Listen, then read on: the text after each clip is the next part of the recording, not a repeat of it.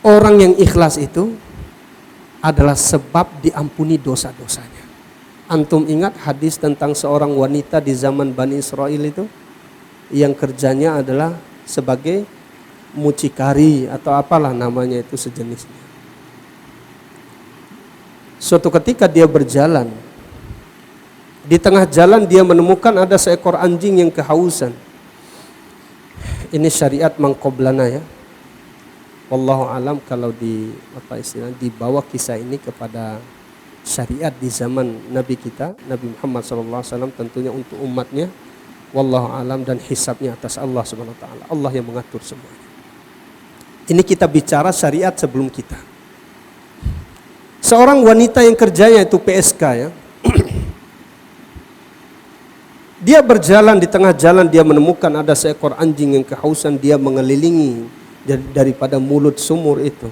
Dia menjilat-jilat di tanah yang basah di sekeliling sumur itu karena haus. Dan muncul daripada rasa iba dari hati wanita tersebut. Maka dia turun ke dalam sumur, dia mengambil air dengan selopnya, kemudian dia kasih minum kepada anjing tersebut. Dengan sebab hal itu Allah ampuni seluruh dosa zinanya. Kasih minum anjing. Kita tidak sedang berbicara memberikan makanan maupun minuman kepada manusia.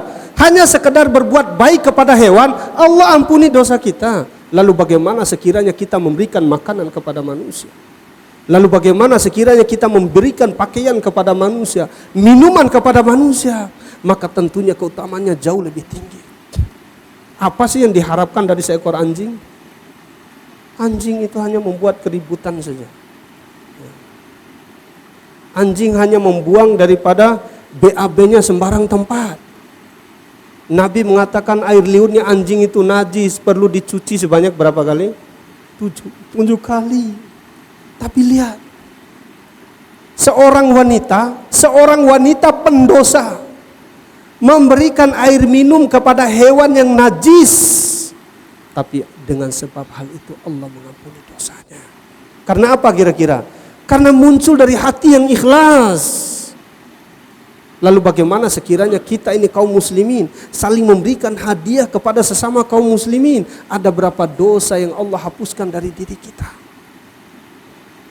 Ini yang harus kita tanamkan baik-baik. Sebelum kita berinfak, sebelum kita memberi, sebelum kita membantu saudara-saudara kita, harus hadirkan ikhlas dalam hati kita.